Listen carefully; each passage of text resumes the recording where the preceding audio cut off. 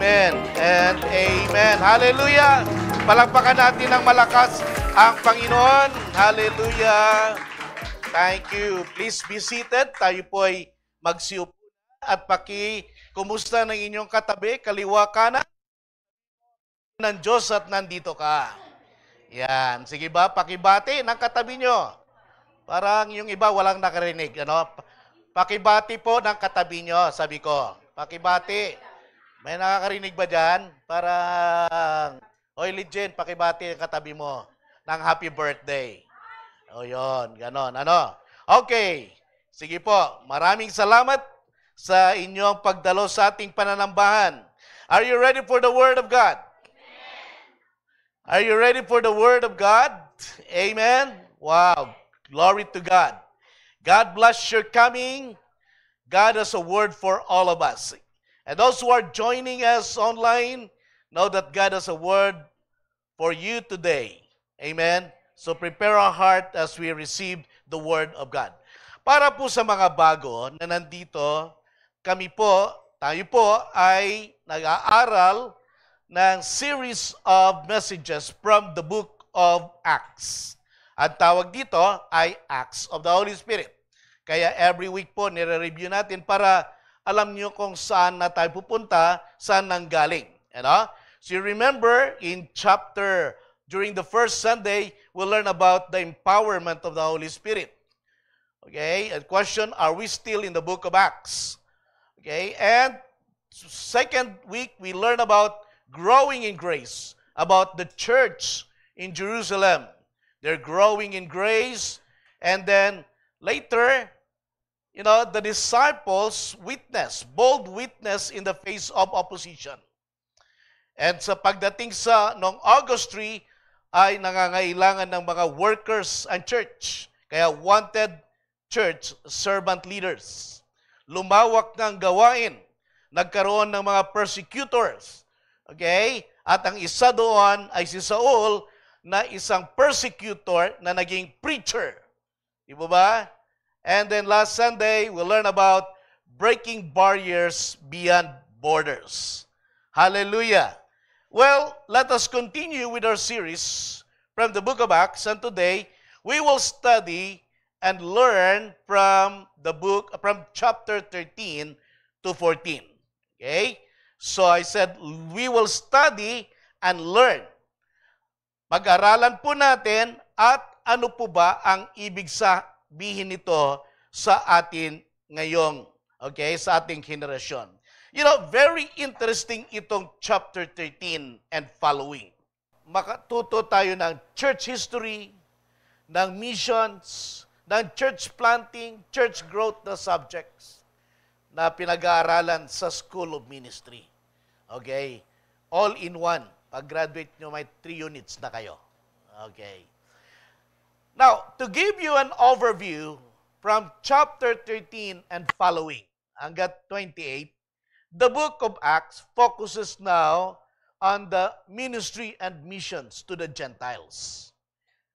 Tapos na sa Jerusalem, Judea, Samaria, kumalat na sa iba't ibang dako or bansa. And the spread of Christian church around the world through Apostle Paul. Kaya mapapansin natin dito na magiging bida, quote-unquote, na dito ay si Paul at hindi na si Peter. Remember, nakulong si Peter at pinalaya din. At ito po ay patungkol na in reaching out to the Gentiles. You will notice later that the book of Acts ends abruptly, showing that the history of the church is not yet complete. Parang bitin. Okay, anong continuation ito? As we always say, we are to be the part of the sequel or the Acts 29. Ano po? We are still in the church age, na kung saan hanggang ngayon, ang Panginoon ay nangungusap at kumikilos sa pamagitan ng mga churches, nagpa-plant ng churches, nagwi-win ng souls sa mga churches, nagmi-mission ng mga churches. At alam natin na malalaman natin pag darating ng Panginoon, He will rapture His church. Pag naabot na ang lahat ng bansa. Sa chapter 13 and 14, magsisimula ang first missionary journey ni Paul to the Gentiles. Here, God opens the doors for the church to share the gospel and plant churches. So dito sa chapter 13, actually dito mo rin unang mababasa na si Saul, okay, ay naging Paul na. Okay? Kaya para dito marito, tingnan natin sa verse 9 ng chapter 13. Then Saul, who was also called Paul, filled with the Holy Spirit, looked straight at Elymas and said, okay? Ibig sabihin lang, yung Saul ay naging Paul na dito. Now, if Apostle Paul was for the Jews here, God opens the doors for the church and commissioned Paul to preach the gospel to the Gentiles. Ano sabi sa verse 15 ng chapter 9? But the Lord said to Ananias, "Go, this man is chosen instrument to proclaim my name to the Gentiles." Okay? To proclaim my name to the Gentiles. Sino yung mga Gentiles? Ha? Sino yon? Okay? Tayo, mga non-Jew. Ano? Pilipino ba? Gentiles? Yes. Okay. So in Acts chapter 13, nagsimula dito, we see that Paul was already there in the Church of Antioch. Siguro na rin, ano yung Church of Antioch? Ano po ba ito? No? So, he was already there together with other church leaders, teachers, and prophets led by Barnabas. Kasi habang lumalago ang Church of Antioch, okay, hinanap ni Barnabas si Paul na at that time ay nangangaral sa Tarsus, sa bayang sinilangan niya, at dinala si Paul doon sa Church of Antioch para tumulong sa teaching. Kasi maraming believers doon ay magaling at mahusay na talagang naguro si Paul. So in chapter 11 says that during the persecution, after the death of Stephen, malala niyo si Stephen? Okay? Dito sa Antioch, napadpad ang ibang mga believers, ang mga apostles, at nag-share sila ng mabuting balita ng ating Panginoon. At sabi sa verse 21, sabi doon, and the Lord's hand was with them, and a great number of people believed and turned to the Lord. Boom! Naging church in Antioch. Okay? So, lumapad na yung naabot ng gawain. At dito nga, nagsimula na tawagin ang mga disciples or ang church na Christians. Okay? Dito nag-origin. Noong una, wala namang word na Christians. Dito nag-origin. Key city ito, multicultural kasi ang Antioch. May mga Hudyo, may Romans, may African, Greeks, or Gentiles. Okay? At naging Christians ang tawag sa kanila. Okay? Na hanggang ngayon, dala-dala natin. Okay? So we know when we say Christians, okay, the believers. Andun na nga sa church sila Paul at Barnabas. Okay? Ang church kasi sa Antioch, dito sa church, chapter 13. Well, konting rewind lang, what happened ba to Paul after his encounter with Jesus in chapter 9? Okay? How did the church prepare him and how did they send him as a missionary, okay, to the nations? Siguro, ano po ba ang ibig sabihin ng missionary? Or what made the church in Antioch so special and a missionary sending church? So, what is a missionary? This is my definition of missionary. A missionary is someone who is sent by God through the church to go to other places, countries, to share the gospel of Jesus Christ to the people, and to plant churches or to start a ministry. Okay? Paano mo tawagin ang isang worker? Pastor Doms, nalilito ako. Ano bang pastor? Ano ba ang prophet? Ano ba ang evangelist? Kaya missionary na naman. A missionary is God's word. Okay? God sent man to share the gospel, to start a church in a country foreign to you. Okay? Cross-cultural. Kung ipapadala ako, okay, sa Malaysia, so yung mga tao doon hindi Pilipino. I am a missionary there. Okay? Pag pinadala ko sa Mindanao to reach out to the tribes and Muslims, my category is a missionary. Lalo pag pioneering, unless you pastor a church. Okay? So kaya other places or countries, so that is yung uniqueness ng missionary. Now, Paul, okay, Roman citizen, now is going to the nation as a missionary. Today, in chapter 13 to 14, I would like us to focus on the role of a local church in doing missions or in sending missionaries to the mission field. Kaya, continuation ng career talk ito. Okay? Kasi wala yata kahapon ng missionary or or pastor, Bakit sa palagay niyo walang magpapastor sa mga youth natin? Baka nga hinahanap. Kaya kung hindi kayo nakahanap ng career niyo kahapon, baka dito kayo. Okay? So, alam mo, nung unang job ko as an accountant, I served in the company called Foreign Mission Board or International Mission Board, where we support missionaries from the U.S., mga 120 families, iba-ibang category. May tinatawag na career missionary. Doon sa mga long-term, for life, yun ang career nila as a missionary. So together with their family, they stayed here. Okay? Meron din tinatawag na journeyman for 1 year, 2 years, specific, kailangan nila ng teacher sa seminary Baguio. So, may journeyman na magturo ng 1 year. May mga ganon. Kailangan ng volunteer, punta ng Mindanao, mag-aayos ng mga church building, volunteer work. So, they are missionaries. Okay? Now, let's go back to this Antioch. What made them as a mission-sending church? Ano-ano ba ang katangian ng isang mission-sending church? And let us see how, okay, we are as a community of praise, sabihin na natin na sukatin if we are truly a mission-sending church. Okay?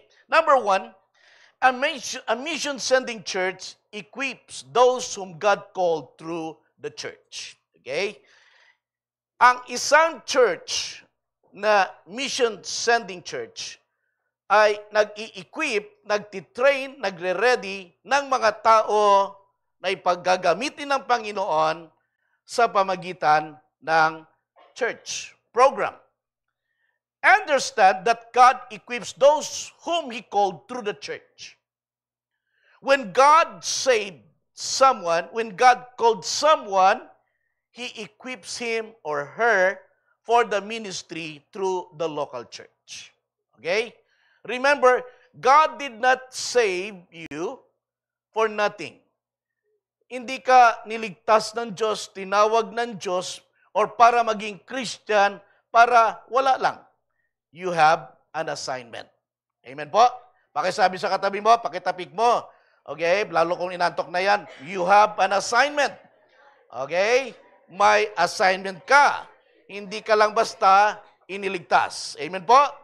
So you have an assignment. God will use you, okay? And He will use the church to prepare you for that assignment. Listen, no other institutions or no other organizations here on earth designed by God to equip God's workers but the church. Okay? Amen po? Klaro? Hindi ka pupunta sa Senado o sa Congress para sabihin mo, gusto kong magiging missionary. Okay? baka papadala ka doon sa mga flood control project. Okay, no? Para gano'n, ano? Hindi yun para... Ang church, ang inatasan ng Diyos para i-equip ang mga taong gagamitin niya. Yung mga seminars at seminars, seminars, trainings na ino-offer ng mga iba't ibang mga organization, well, sometimes will help us. Kasi expertise nila yon. Pero sa totoo lang, theory at research din yon. Ano? Kaya pwedeng salain. Seminaries, sa totoo lang, wala namang seminaries noon. Ano? Okay? It will help also. Ano? So, ano ang makakatulong? Makakatulong ang church. Okay? To equip you. Yes, church talaga, through its leaders, pastors, na ang may primary responsibility to train and equip members for God's work. Kaya ako, as a pastor, sabi ko kanina, maingat po ako na pastor kung sino ang pinapatayo ko dito sa pulpit. Okay? For 2 months that I've been away, wala po akong niline up or inimbitahan man lang na kaibigan ko na sa piling ko magaling. Di ba ba? Kasi ang alam ko, mas magagaling ang mga elders natin. Tama ba? Palakpakan nyo naman sila. Paano yan mga kon? Hindi na uulit yan pag hindi nyo pinalakpakan. Di ba ba? Seriously speaking, because they've been in the church. They know where we are going. They know the message. They know our vision. Amen? They know you. Sino pa ba ang pwedeng talagang mangaral at magturo kundi ang mga kasama natin? Amen? Napapansin nyo, wala akong mga sabihin natin na mga superstar pastors that I bring here or a foreigner to come because that's not my attitude. Okay? So, hindi ko rin iiwanan ng church na para paalis-alis at kung saan ako para hindi mangaral. No, I love to preach. I love to study. Okay? Because that is the responsibility God given to me as a pastor. Amen? So, kaya hindi pwede rin, kaya ang mga anak ng Diyos, hindi pwede na born again ka ngayon, next week ay magmi-mission ka na kagad. Hindi rin pwede na magiging cell leader ka agad or maging elder ka kagad-agad. No. Mag-grow, magpa-train ka muna at mapamiliarize mo ang ministry. Amen? Kahit anong husay ng tao, tulad si Paul, what happened to Paul after his encounter with Jesus? Automatic ba na naging apostle siya, na naging missionary siya, na naging church planter siya? Automatic ba kaagad na nagturo siya? No. You will notice na si Paul ay dumaan sa tinatawag na equipping, okay, membership class, at dumaan din muna sa mga pa-observe dahil hindi niya expertise pa yon. Pero natuto siya sa gawain. That's why, in a local church, every ordinary member of a local church must be trained to be a disciple maker. Okay? Ang tawag natin dyan, wala na pala dito, ay engage. Ano yung 4 E's? Engage. Ano? So to engage. God wants us to engage with the unbelievers. To engage with other people so we can bring them to the Lordship of Jesus Christ. Church, know that God can use an ordinary member to minister to someone. Kaya our goal here is that to train every member becomes a disciple maker. Amen? Sabi mo sa katabi mo, you are a disciple maker. Amen. Amen po ba? Sabi mo sa sarili mo, I am a disciple maker. Yan. Dapat yun ang mindset natin, bawat miyembro, ituruan natin na maging disciple maker. Kasi pag hindi, nako, maraming mapupunta sa impyerno na hindi nasisiran ng church. Amen? After Paul encountered the Lord, notice that he called an ordinary disciple to minister. Okay? Sino pong tinawag niya? He called Ananias. Sino ba si Ananias? Never heard. ang isang description lang sa kanya, a certain disciple. Ano? In verse 9, chapter 9, verse 10 and 11, God called Ananias. In Damascus, there was a disciple. A disciple dito. Ano? Sa iba, a certain disciple named Ananias. The Lord called him in a vision, Ananias, and the Lord told him, go to the house of Judas on Straight Street and ask for a man from Tarsus named Saul, for he is praying. Sabi niya, puntahan mo ang taong ito. Okay? Doon sa Straight Street. Nakakita na ba kayo ng Straight Street dito sa Parañaque? Okay? Sa Straight Street, para i-minister mo ang taong ito. Anong sabi ni Ananias? Lord, ba't ako? Baka pwede naman yung iba. O nga naman, iniisip ko rin yung nag-aaral ako, ba't hindi ka pala si Peter? Ba't hindi si John? Yun yung ka-level niya Di ba? Si Ananias, because God loves to use ordinary people like you and me. Amen? Okay? So when the Lord said, go, and Ananias obeyed, why Ananias? Because God loves to use ordinary people like you and me. Now, let's stop for a moment and think about this situation. Okay? Tulad ni Ananias, marami tayong pagkakataon na tayo tinawag ng Panginoon para magbahagi sa ibang mga tao. Pwedeng sa classmate mo, pwedeng sa opisina mo, pwedeng sa teacher mo, sa supervisor mo. Ang tanong, nakikinig at sumusunod ba tayo? The Holy Spirit speaks to us. Do you listen? Okay? So what hinders us to share the gospel or pray to someone? Ayoko mag-share dyan. Matalino yan Oo, yan ang bright sa klase namin. Baka mamaya, ako paturuan. Ayoko yan, mas senior sa akin yan. Di ba? Nako, baka mamaya mabuli pa ako niyan. Okay? So fear is the number one reason why the people of God don't share the gospel. Lalong-lalo na sa mataas na katungkulan. Okay? Kaya ito nga, nagdalawang isip din si Ananias, but Ananias obeyed. Maraming mga tao, katulad din ni Saul, hinipo na ni Lord, mga seeker na sila at handang sumunod. I-invite mo na lang sila at kausapin. Amen po ba? Okay? Kaya, youth, next Sunday is our Youth Sunday, is our Youth Ignition Anniversary. Invite your friends, invite your classmates, amen? Your family, your parents, invite them. Amen po? Can I hear amen from the youth? Amen ba? Okay? Punuin natin ito. Okay? By the way, Youth Sunday, pero, youth lang maglilid sa atin. Lahat po ay kasali dito. Kasi may nagtanong daw kung mag-church daw tayo sa Sunday.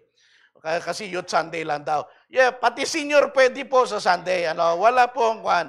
Okay, sila lang mag-minister sa atin, and we want to celebrate, okay, yung ating mga kabataan. Okay? So, I want us to pray for people. I want us to invite, okay, mga kaluluwang dalhin natin sa Panginoon.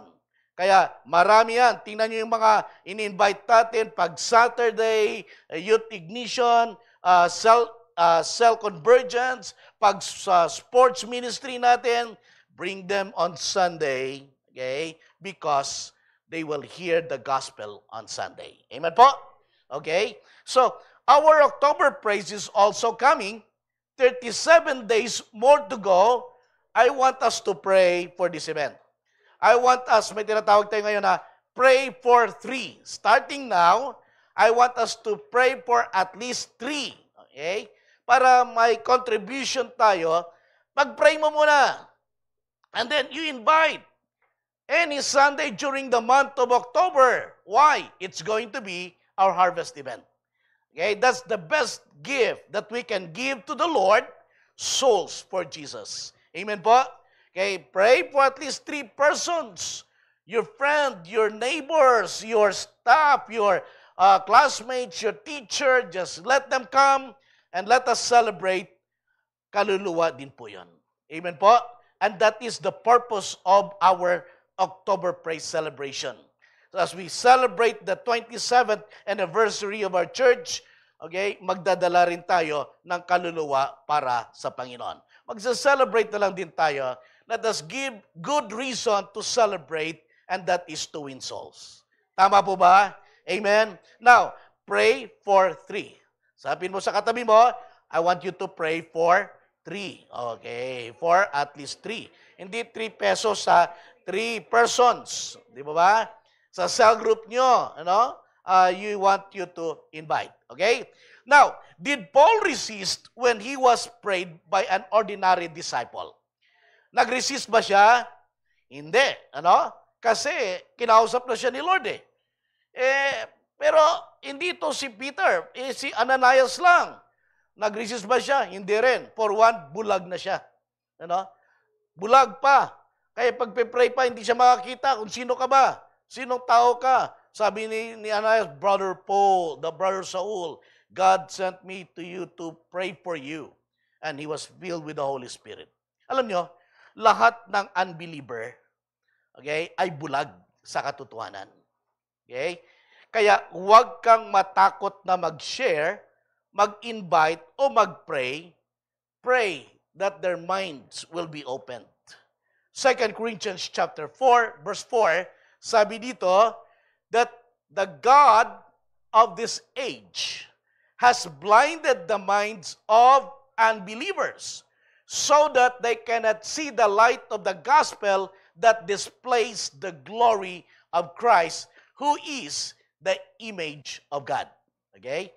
So, ang kaisipan ng hindi pa mananampalataya ay pinapangunahan ng Diyos ng mundong ito.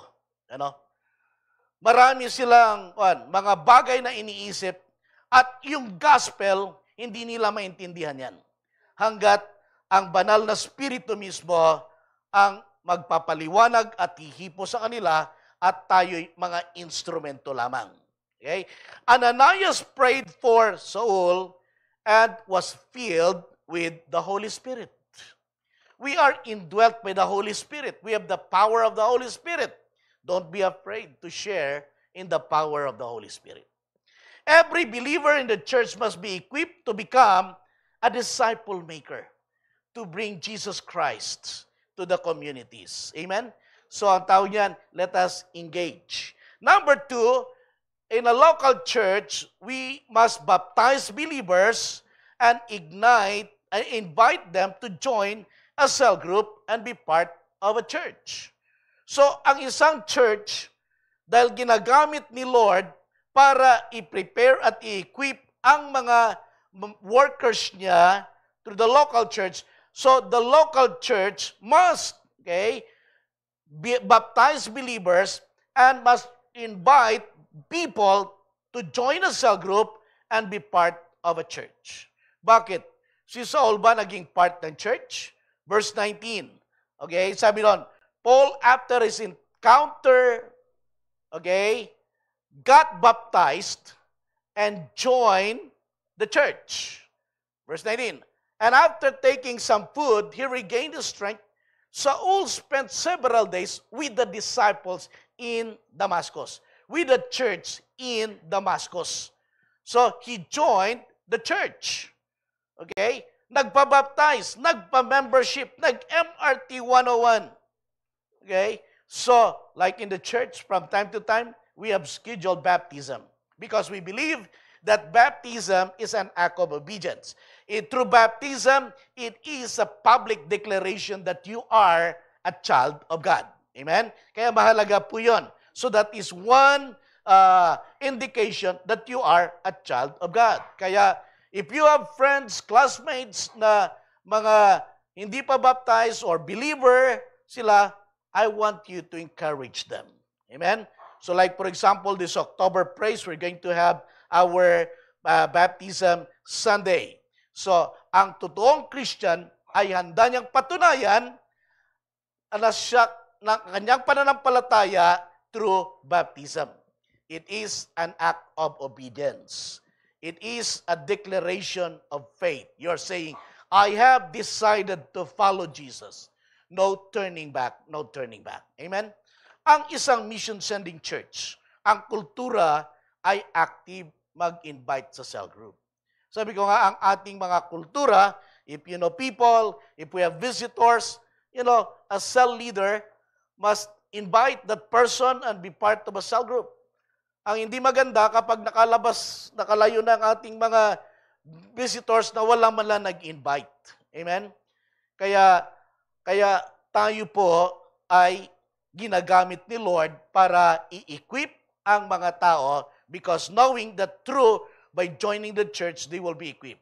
So again, ang isang mission-sending church ay nag-encourage para magkaroon ng mga small community ang mga tao through cell group. Paul joined the church. Yung sanang huhulihin niya na mga believers sa Damascus, sumali na siya. Okay? Nagpasakop siya. May kasabihan nga, if you can't beat them, join them. Okay? Yun na nga. Hindi niya matalo-talo ang Panginoon. Panginoon ang kalaban niya sa pagpipersecute. Nag-join na lang siya sa mga anak ng Diyos. Sumuko siya kay Lord at nakipag-fellowship siya.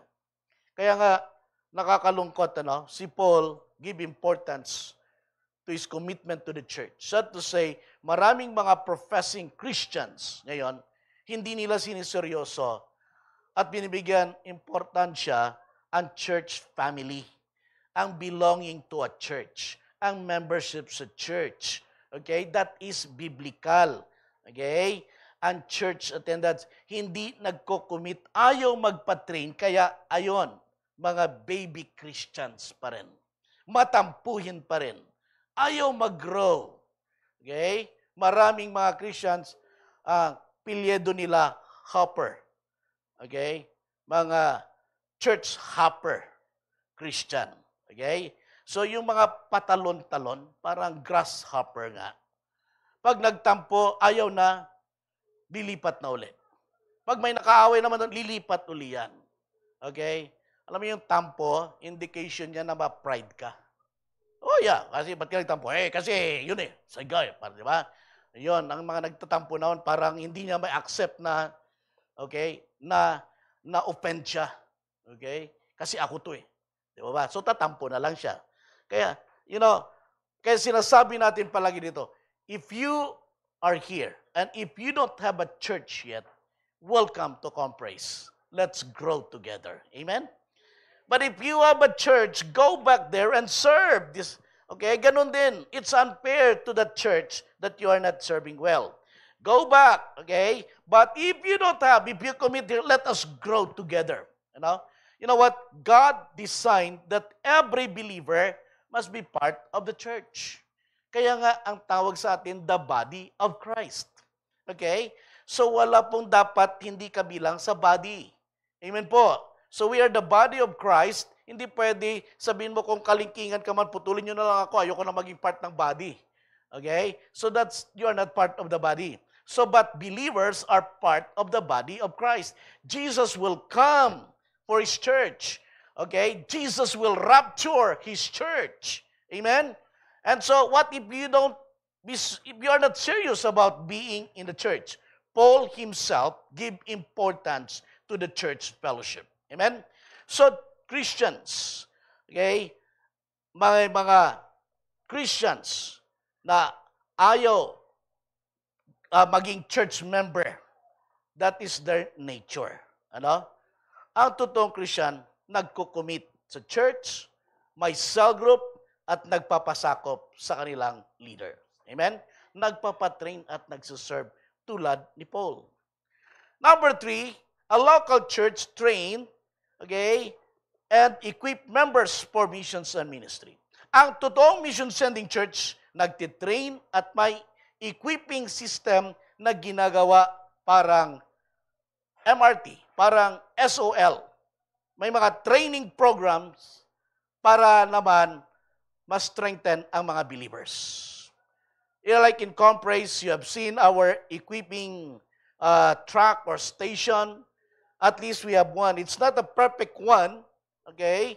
When I share this in in Jensen last year, about half of the pastors there were asking a copy because they don't have one.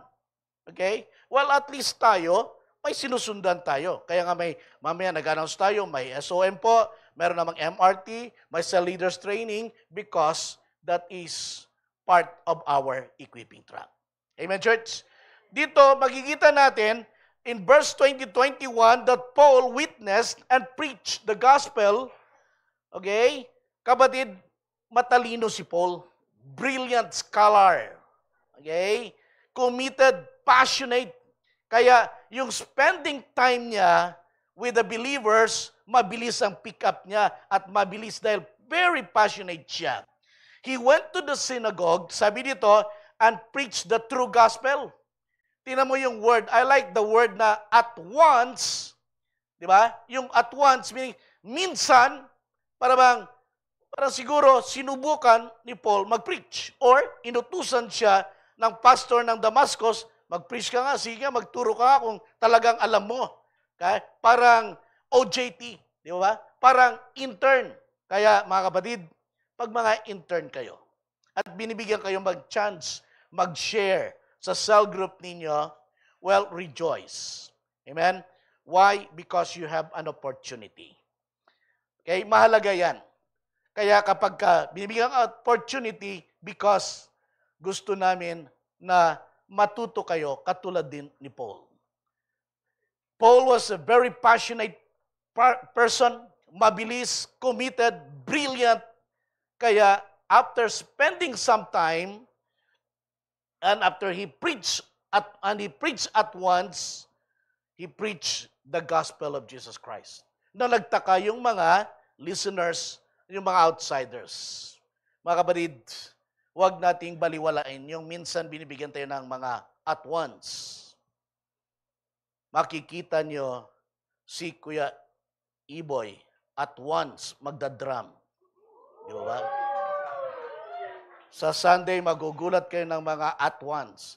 Pag hindi binibigyan niya ni Tita Susan at si Brother Ted ng at once, hindi makagain ng confidence. Tama ba? Oo. Kaya doon manggagaling yon. Mapapansin nyo, at once, si Philip sumasama sa Gentry, sa church planting. Pero kanina wala na ako doon, siya na lang. In fact, for 2 months na wala ako. Sila naman naglilid talaga. Palapakan naman natin si Kuya Philip. Okay? Okay? Dahil sa mga at once na yon. At once. Okay? Dahil, ano na yung term mo kanina, Kuya? Parang Kuya Iboy, ano yung term mo? Nag-apprentice ka. Ano? Kasi binibigyan ka ng chance. Paul joined Barnabas. Okay? Later, in-expose siya, mini-mentor siya, nag-apprentice siya, yun muna. Verse 12-25. Ito na, medapit na sa chapter 13. When Barnabas and Saul had finished their mission, okay, nagmi-mission na. Pero tingnan nyo pagkasulat, Barnabas and Saul had finished their mission, they returned from Jerusalem, taking with them John, also called Mark. Kaya, be in a church that gives you an opportunity to lead. Okay? Be in the church also that gives you an opportunity to grow. Amen. That's why that is what we desire, multiplication of leaders. Yung pagsama-sama natin sa mga mission, sa mga church planting, sa mga cell group training, sa mga sports, pag binibigyan kayo ng chance ni Kuya TJ, exposure nyo yan. Amen? Binibigyan kayo ng chance mag-cell group doon sa gitna ng court, okay, ng mga good minton players, aba, it is your chance, okay? Na kung minsan, sabihin mo, one day, who knows, okay, you will be able to train and send a missionary to Africa. Sabi niyo, saan ka nagsimula? Sa badminton court. Sino nagturo sa'yo? Si Ate Kay. Bakit? Anong ginawa sa'yo? Ewan ko, pinaturo ako kagad, tinulak niya ako. Nagulat ka naman. Oh, since then, nasa inyo na ako linggo-linggo. O tapos, nagtuturo na ako hanggat nakita ko yung calling ni Lord. Amen? Yes. hindi mo wag mong matatawaran yung mga time na yon na kung saan ikaw ay parang sinasabi natin na, okay, tinitrain ka. I'll tell you, ito nga po. Diba, sabi nga natin, we're planting a church. Karamihan ng mga young people dito, kanina may mga dala si Kuya, sana yung mga young people team natin dito, natulog na yata Kuya Philip. Yung lahat ng young people na sumama kanina sa Gentry, pwede bang tumayo kayo? Yan, si Jumong, sino to? Saan si J. Mark? Si Angela, okay. You see, dahil mga song leader kanina. Thank you so much. Thank you. Maraming salamat, team. Alam mo, yan ngayon, sama-sama lang yan. Pero balang araw, nagtumatayo na yan para nagbe-preach. Lalo ngayon, okay, I have permission to go and start the church. Salamat po. Okay. You can be seated now. Okay, to plant another church like in camp. How do you like to have, alisin na natin yung signage ng camp, community of praise na lagay na natin. Remember, marami na tayong pinlant na seed dito, acts of kindness. At one time, may kilala si Pastor Alex, si Ann Meneses ba yun, na ang buong DHL team ay pumunta doon para nag-bless ng community. Tapos, kami ni Hazel, marami na tayong marami tayong kilala. I said, we're praying for the right timing, we're praying for people, and I know the Lord will give us the right time. Amen? So, what are we doing? Expose people. Okay? Train people. So tayo ay gumagawa ng gawain. Wala tayong hindi tayo gumagawa na wala po tayong mga taong tinuturoan or mga companion. On August next Sunday, okay, Brother Ed and I will be in Leyte. Okay, so we'll be there. Check namin yung flood control project doon ni speaker, ni Kon pala. Okay, magpunta tayo doon para mag-aral we're invited to, medyo lumawak na buong Leyte churches na to train about cell group. Nakita nila, how are you able to train your young people to lead the cell group? I said, okay, we'll teach you. How? Ang isang young people kaya magturo ng cell group. Yes. Okay? So, and then anniversary ng church, from day one, Brother Ed has been with me because he's from Leyte, and so he loves the church, so that's why we'll go there. Okay? So, may ngayon, Doms and Ed. Later, Ed and Doms na. Di ba? May mga ganun lang. Okay? So, para tayo po. Last March, we were in Davao, ministering to the tribal community. Tribal pastors, pinag-EGR. Okay? Nag-EGR po sila, kaya praise God sa opportunity. And they're asking for a part 2, sabi ko, pag-pray po natin. Every time we have medical, dental, we bring new workers. That's part of the training. Ganun lang yon. Sabi ko sa mga dinitrain at nabago, sabi ko, malaki-laki katawan mo, pwede kang magkarga ng mga gamot at mga kargador ka. Yun ang role mo. Amen? Walang magrereklamo, okay? Dahil bahagi yan. Amen po. Yung ginagawa ni Pablo, he joined the believers, una, sama-sama, at andun lang siya. At sabi nga doon, at once, nag-preach siya, at once. Okay? Dahil bahagi ng paghubog ng Diyos sa kanya yon. So, again, a mission-sending church equips those whom God called. And so, we in the church must be equipped first so we can equip others. Amen? Yun po ang nais natin. Number 2, a mission-sending church sends off workers for missions and ministry. Okay? Saan natin makikita yan? So, ano po ba ang difference ng mission sa ministry? Okay? Pag sinabing ministry, primarily, is a service or work for the edification of the believers or of the church. Example, ushering. They usher there for the believers or even unbelievers. Okay? So, sa church, may ushering. Ano? So, dito, merong music ministry, worship team to help us, okay, in our worship, to help the church. Merong mga marshals, may mga ibang ministry. Why? That is to edify, to bless, to minister to the church, to the believers. While missions refers to a work or service to reach the unbelievers for Jesus Christ through sharing the gospel. You know? So, our medical dental, okay, hindi yan primarily for the church. Pupunta tayo para mag-medical dental tayo sa church. No, may church host pero para sa mga unbelievers. Amen? May mga church planting mission, may evangelistic mission because ang mission, ang objective talaga is to share the gospel. Ang totoong mission sending church ay hindi lang nag-i-equip but nagsi-send off. Okay? Nagko-commission ng Great Commission workers na nagiging practice na rin po natin. You know? Kaya, it has been our practice every time we know someone to go somewhere, okay, we train that person to be a missionary in that area. I have a heart-to-heart talk with Pastor Gomes. Where is your calling? Sabi ko, where are you now? It's not too late. Go back. God can use you. It's, it's irrevocable. Go back there. God brought you there, but plant a church. I challenge him. And together with others, kanina, hindi ko kasi alam na nandito siya kanina eh. Okay? But it's good he heard the message. And so he was there. So we prayed for him. So that's a challenge. Okay? So, mag-send up ang church, hindi ang ibang organization. Okay?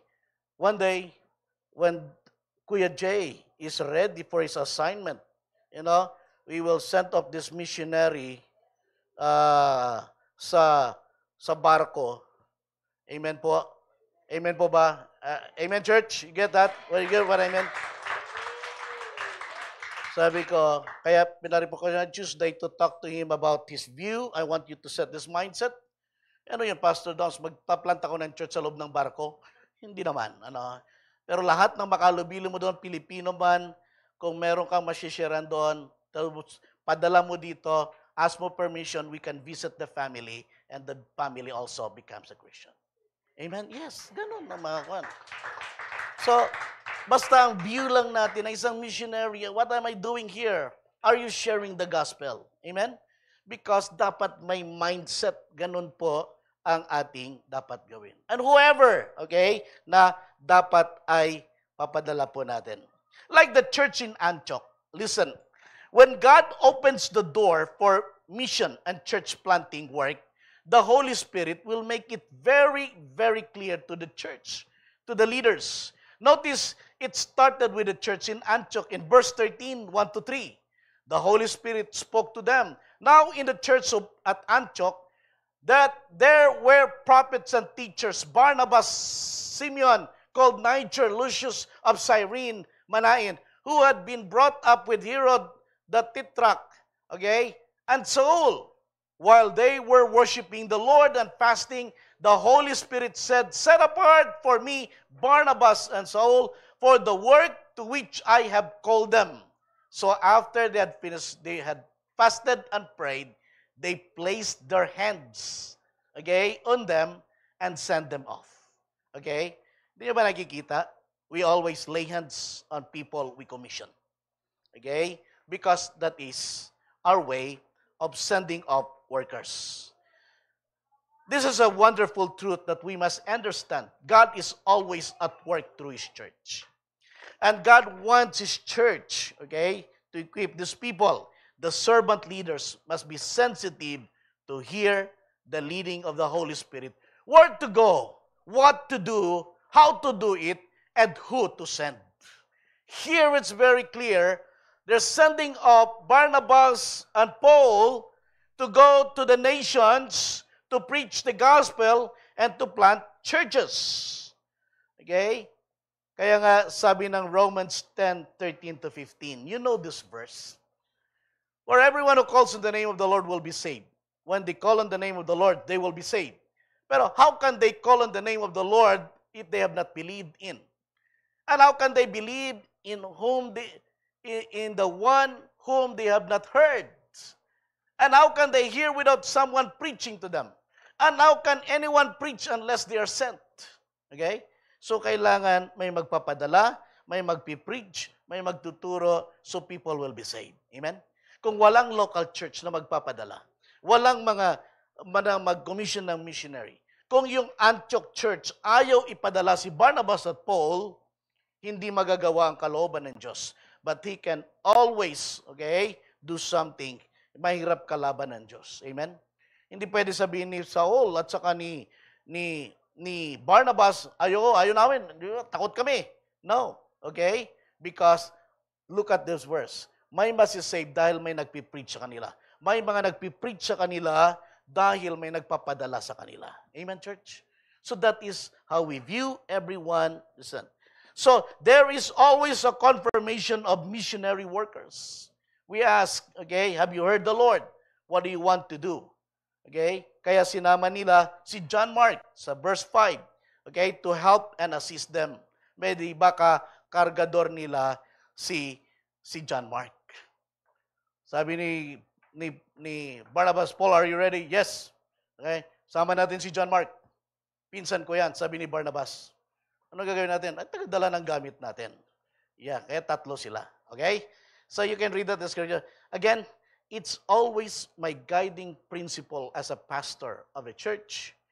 If no worker, then no ministry. If no missionary, then no mission. Okay? If no church planter, then there's no church planting work na sisimulan. We always go with those whom God has called. An indication to say, let's go! Amen?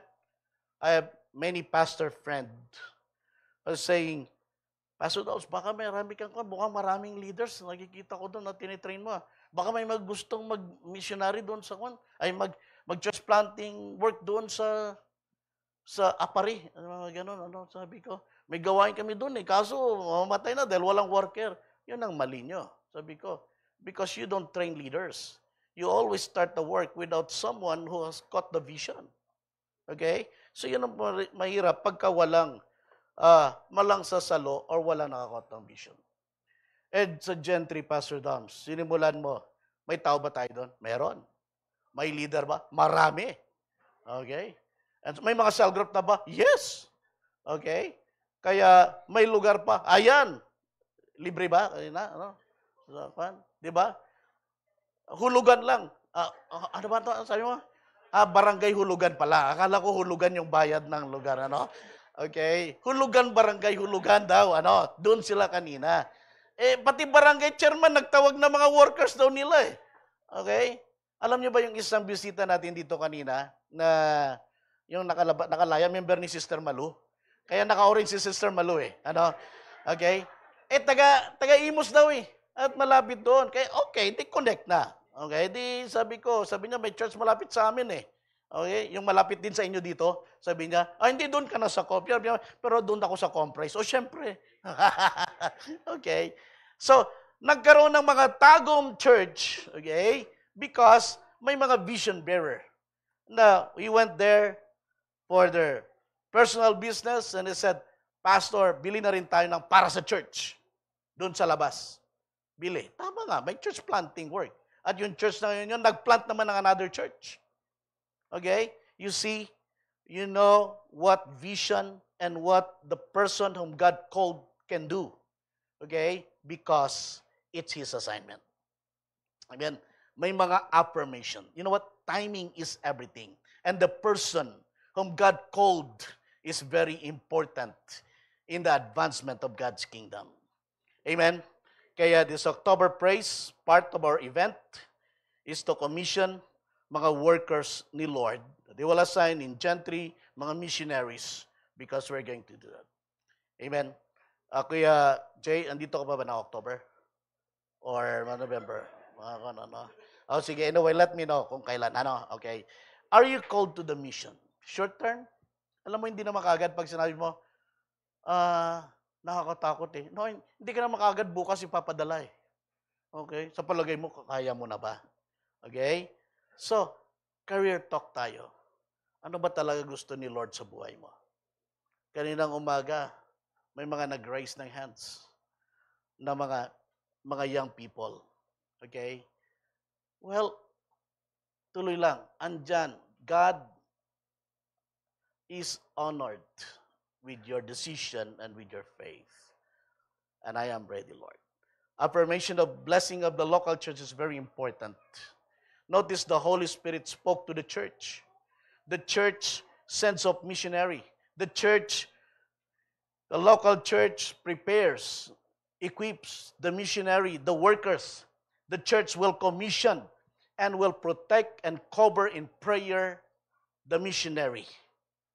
Sending missionaries is the work of the Holy Spirit through the local church covering.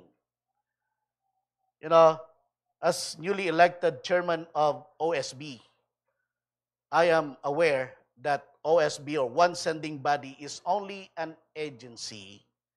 Okay?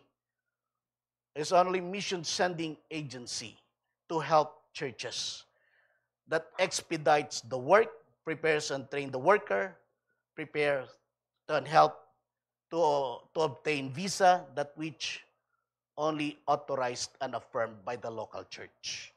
Local church talaga. I have a meeting with my advisor and my executive committee here at BGC, because that's the first order of the day. We're going to do something, okay, for OSB. Okay? Because it's really the local church. Ang local church talaga ang unang mag-affirm ng calling ng missionary at mag-send off at mag-commission ng missionary worker. Okay? Ang sending church, ang accountable, ang mag-protect, ang mag-commission. Amen? And the missionary is also accountable to his church. Okay? Kaya may laying of hands, that is a picture of blessing, of affirmation, of protection and covering. May accountability, and that has been our practice. Kaya sabi ko na umaga, church, be careful of missionaries, church workers na nagsosolicit ng mga funds. Ang unang basic tanong niyo, to whom are you accountable? Who is your local church? Because we want volunteers, leaders also know that they value the work of a local church. Hindi, ako lang talaga pumunta dito. Galit ako dun sa dating church ko eh. Kaya ako na lang gagawa, akin na lang to. Okay? Mahirap yon. Okay? Pagre-rebelde sa local church yun. Amen? If you know of any leaders like that now, go back to your church, sabi-sabisin. Okay? Kaya yun ang gusto nating suportahan. We know. Okay? Kaya tanungin, kanino sila accountable ng local church? Okay, I hope that's also very clear, because now we are talking about the importance of a local church. Can you imagine if we commission a worker somewhere, they are under our covering. We are accountable. We provide missionary care or a pastoral care to that person. That is part of the responsibility of the local church, but the missionary is also accountable and must report. So, okay tayo tumulong pag magpe-pray.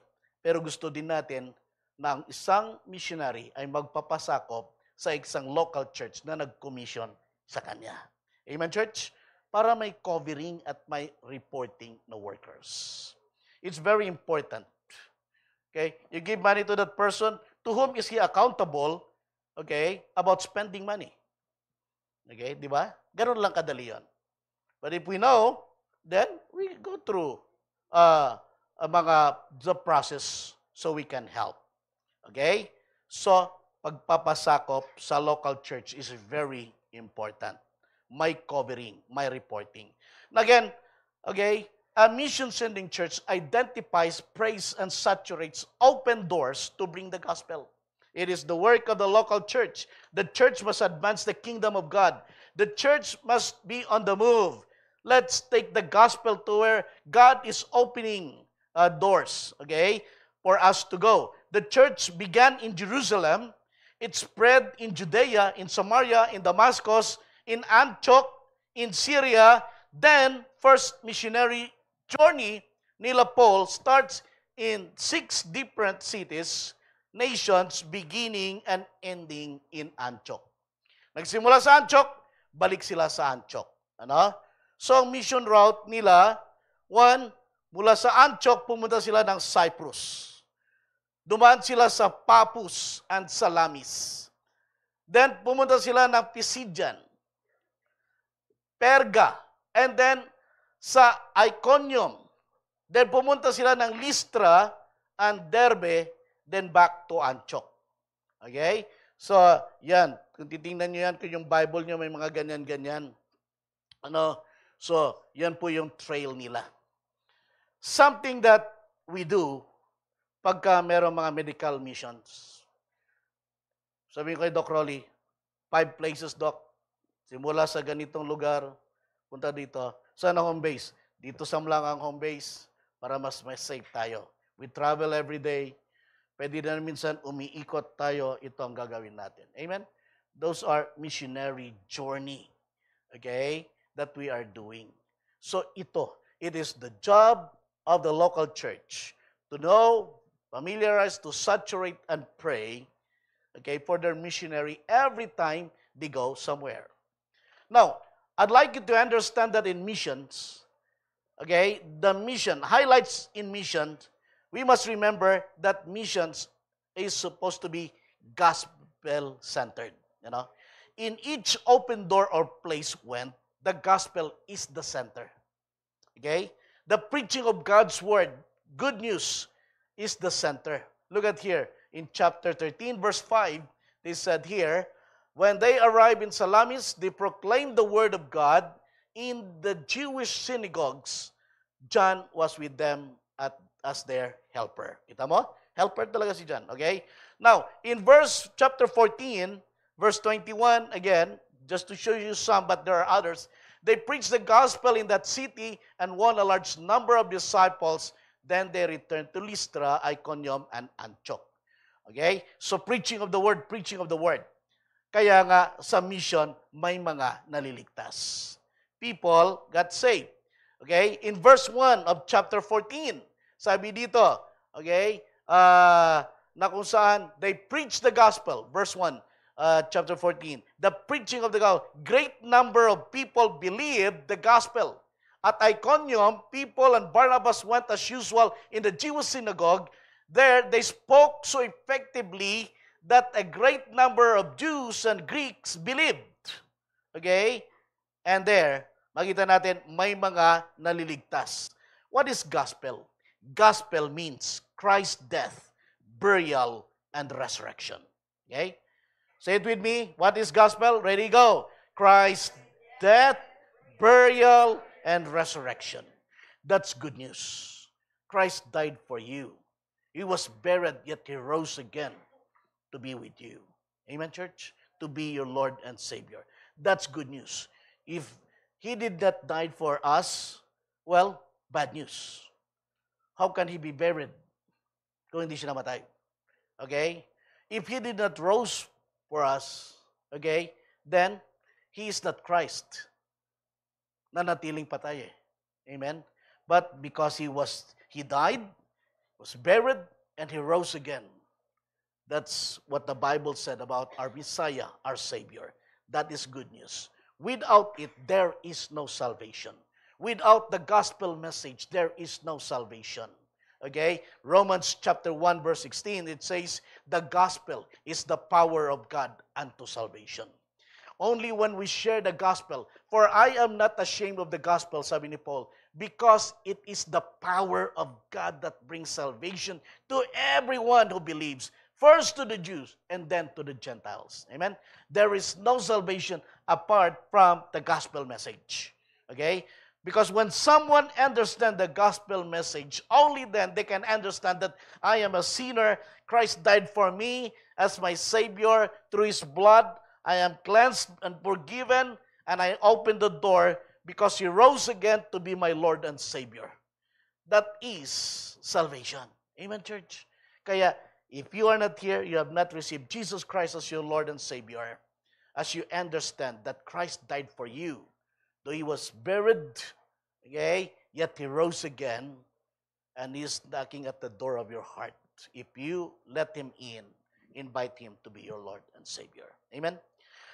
Sa pagmimisyon, may mga tinatawag na disturbing spirits. Okay? But every time na may mga masisave, the enemy is not happy. Prayer covering is important. Intercessors is very important. That's why it is very important, okay, for the missionary to have the covering of a local church who sent him, okay? Kaya kailangan very clear yon. While there are others who wants to pray for you, but remember, okay, your number one intercessor is your church. Amen, church? Okay? Kaya bakit po? Maraming disturbing spirit hindrances pag nasa field. Kaya kailangan ng assurance ng mga prayer intercessors. Look at in chapter 2, verse 2 of chapter 14. After many believed through the preaching, but the Jews who refused to believe stirred up the other Gentiles and poisoned their minds against the brothers. Okay? Pinopoison ang mind nila, just like in 2 Corinthians chapter 4:4, mga disturbing spirit. But in chapter 3, makita natin dito na tuloy-tuloy lang sila, and the more naging bold sila in preaching the gospel. As you do mission, expect persecutions. Okay? Si Paul, he took a dose of his own medicine. Sabi nga, yung kanyang persecution, natikman niya rin. Okay? Kaya, iyon po ang nangyari sa kanya. But the Holy Spirit that dwells inside of us is more powerful. Look at in verse 6, sorcerer, false prophets, disturbing spirits na na-encounter nila Paul. But in verse 9 and 11, the Holy Spirit is more powerful and Paul rebuked the work of the enemy. Okay? So miracles happened because signs and wonders happened. Pag sa mission field ka, very challenging, and your faith increases and you pray for miracles. Amen? Another thing that is important during mission is the teamwork.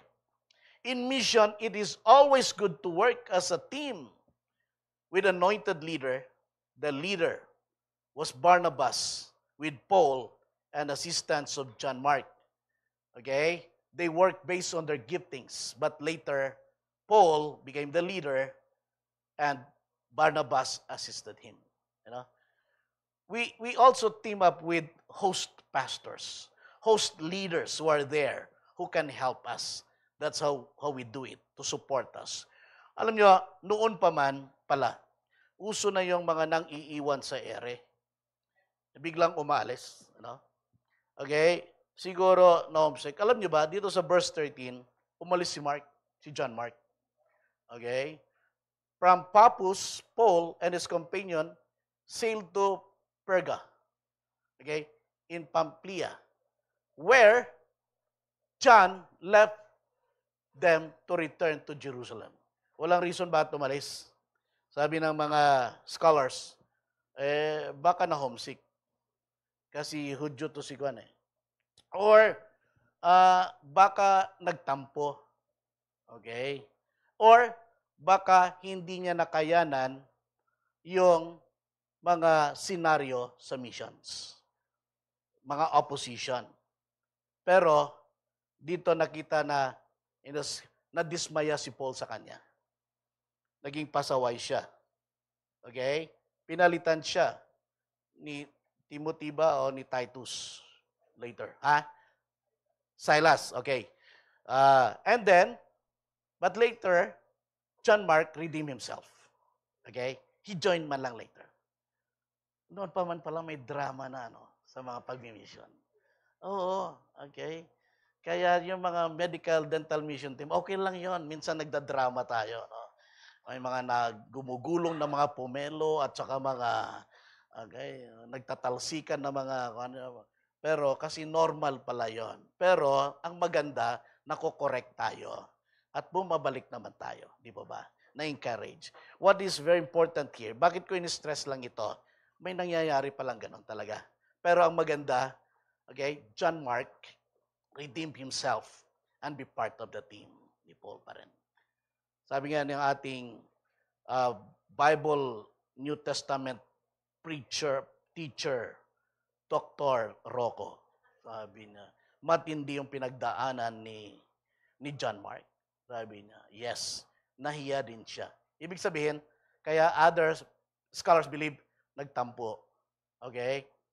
So, para bang nahiya rin siya. Kaya bumalik siya kay Paul. Well, you know, church, it happens sometimes. A mission-sending church, help pray, identify, and saturate mission field. A mission-sending church trains leaders and plant churches. Kasama ba yan, Pastor Doms? Yes. May na-plant ba sila? Yes. Okay, go back to verse 1 of chapter 14. Pakita ko lang sa inyo, ano? At Iconium, Paul and Barnabas went as usual to preach. They spoke effectively that a great number of Jews and Greeks believed. Verse 7, anong sabi doon? Where they continued to preach the gospel. Verse 23 and 21 to 23, they preached the gospel in that city and won a large number of disciples. Then they returned to Lystra, Iconium, and Antioch. Mga pinuntahan nila to. Strengthening the disciples and encouraging them to remain true to the faith. We must go through many hardships to enter the kingdom of God. They said, Paul and Barnabas appointed elders. Paano ka mag-appoint ng elders kung walang church? Okay? For them in each church, and with prayer and fasting, committed them to the Lord in whom they had put their trust. Kita nyo? May church planting ba? May na-plant ba? Yes. Amen?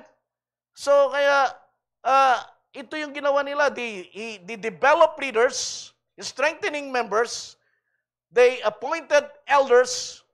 Sana yon? Sa mga local church na yon. Okay?